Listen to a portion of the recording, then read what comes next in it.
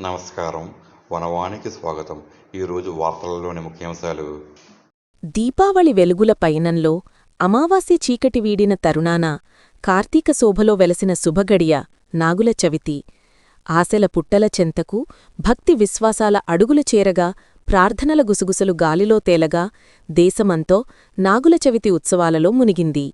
ముఖ్యంగా తూర్పుగోదావరి జిల్లా బిక్కవోలు మండలంలోని కొంకుదుర్ గ్రామం భక్తి పారవస్యంతో కళకళలాడింది.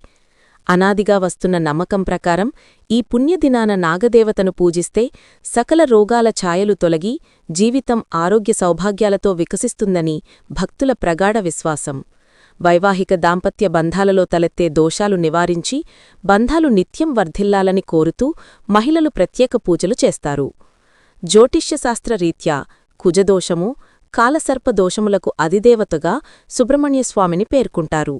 అందుకే నాగుల చవితి రోజున పుట్టకు భక్తితో పూజలు చేయటం వలన కళత్రదోషాలు తొలగి కుటుంబంలో శుభాలు చేకూరుతాయని శాస్త్రాలు ఘోషిస్తున్నాయి. ఈ సత్యాలను నమ్ముతూ తూర్పుగోదావరి జిల్లా బిక్కవోలు మండలం కొంకుదురు గ్రామంలో నాగుల చవితి వేడుకలు ఘనంగా కనుల పండుగగా జరిగాయి. సాయిబాబా గుడిచెంతనున్న పుట్టవద్దకు అధిక సంఖ్యలో భక్తులు, ముఖ్యంగా మహిళలు, పిల్లలు పెద్ద సంఖ్యలో చేరుకున్నారు. పసుపు, కుంకుమలు, పాలు, గుడ్లు, పువ్వులు, నైవేద్యాలతో పుట్టకు ప్రత్యేక పూజలు చేసి తమ మనస్సులోని కోరికలను నాగదేవతకు నివేదించారు. ఆ ప్రాంతమంతా భక్తి పారవస్యంతో ధూపదీపాల సుగంధంతో నిండిపోయింది. అనంతరం చిన్నపిల్లల కాల్చిన బాణాసంచా వెలుగులు చవితికి వన్నె తీసుకువచ్చాయి.